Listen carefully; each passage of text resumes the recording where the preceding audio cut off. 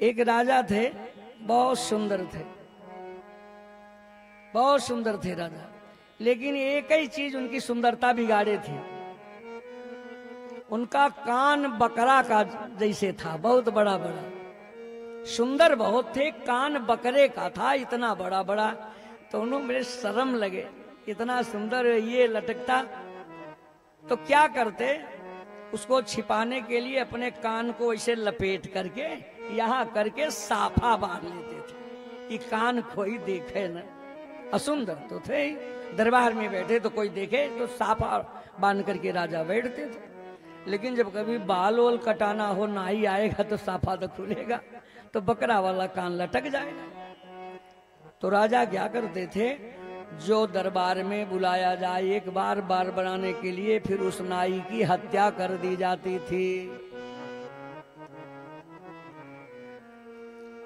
कि दोबारा फिर ये किसी से कहे न, क्योंकि ये मानेगा नहीं। तो नाई की हत्या कर दी जाती थी। एक बार एक नाई को बुलाया दरबार में, अपने माँ बाप का अकेला वृद्ध माता पिता, वही नाई मिला कि राजा साहब बुलाए हैं बाल बनाने के लिए। दरबार में गया और जब पगड़ी खोली गई तो बड़ा का कान ऐसे देखा कि राजा का तो हमारे राजा का बकरा जैसे कान। बाल तो बनाया, आदेश राजा कर दिया कि इसको गोली मार दो। अब वो तो चरण पकड़ के राजा का लगा रोने, सरकार मैं अपने माँ बाप का अकेला बेटा हूँ, मेरे वृद्ध माता पिता मेरी राह देखते होंगे, जब हम पानी देते हैं तभी वो पानी पाते हैं, मेरे माँ बाप पानी के बिना मर जाएंगे, सरकार मुझे छोड़। मैं ये किसी से नहीं कहूंगा कि हमारे राजा का बकरा जैसे कान है। अब लगा गिड़गिड़ाने, राजा को दया आ गई, कहा अच्छा जाओ, अब अगर कहीं ये शिकायत हुई तो तेरे प्राण चले जाएंगे। अब इतनी बड़ी धमकी मिल जाए, भला भोजन होगा, पानी पिएगा बेचारा। वो नाई घर पे आया, लेट गया। माँ कहती है बेटा चल करके भोजन कर लो, न तो बोलता है न तो डोलता है, और उसका पेट फूल आया। बोले बेटा क्या हुआ है, अगर कह दे कि राजा का बकरा जैसे कान है तब तो पेट पच जाए, क्योंकि बात पेट में हौलती रहती है, जब तक बाहर नहीं आवे नहीं तो पेट फूल ही आएगा। है कोई बात हो और रोक दे तो खास पेट में हौलती है, इस बात को न कहना तो जरूर कहे। और उस नाई का पेट फूल आया। अगर यह बात बता दे कि राजा का कान बकरा जैसे है तब तो पेट पच जाए, और अगर ये बात बता दे पेट तो पच जाए लेकिन प्राण। 2 दिन बीत गए, 3 दिन नहीं खाया, पेट वैसे। तो माँ रोने लगी, बेटा क्या बताओ न। तब वो बात बता दिया कि अगर मैं कह दूंगा किसी से तो मेरे प्राण राजा ले लेंगे, लेकिन ये नहीं बताया क्या, कोई सुन लिया तो गड़बड़ हो जाएगा। तो माँ बोली कि बेटा चले जाओ जंगल में, नदी के किनारे, जब कोई न मिले तो पेड़ से ही जो बात कहना हो कह दो, पेड़ से कह दो। तो गया जंगल के पास, एक जंगली लकड़ी थी,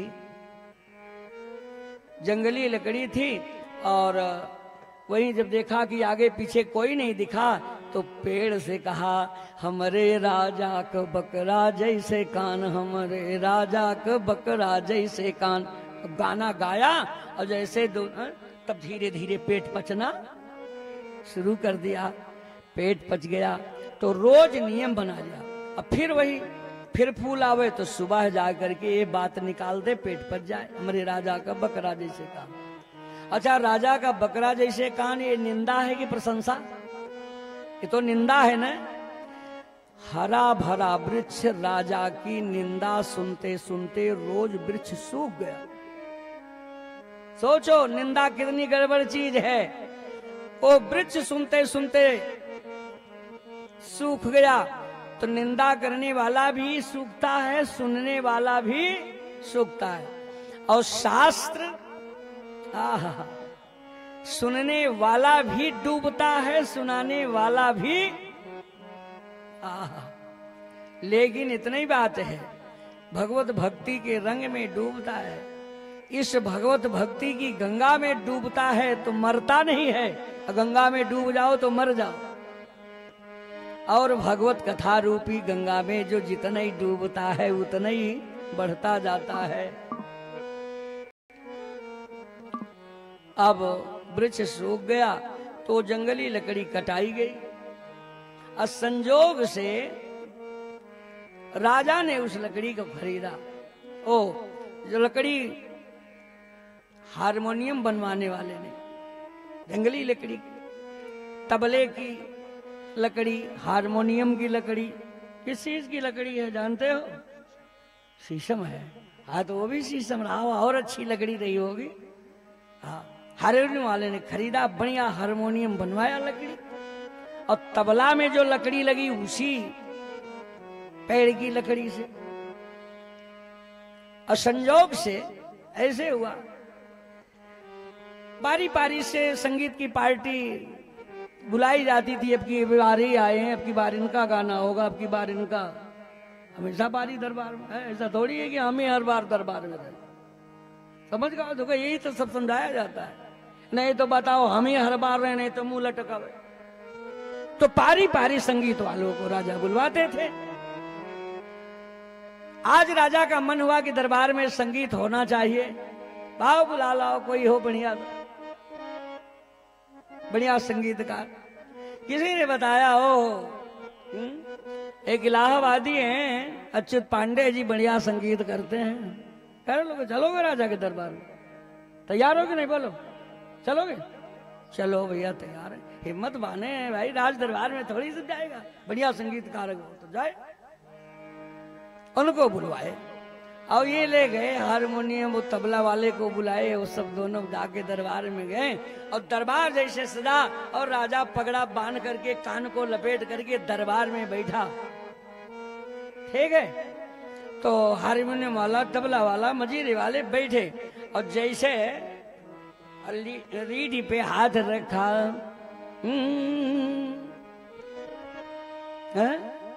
बोलो तो रहे। तो हारमोनियम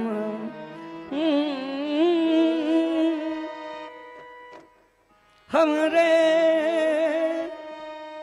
हमरे राजा, हमरे राजा के बकरा जैसे का। मजीरा सुन लिया। मजीरा किन्ने कहा, किन्ने कहा, किन्ने कहा? तो उस नाई का नाम था बॉम्बे हजाम।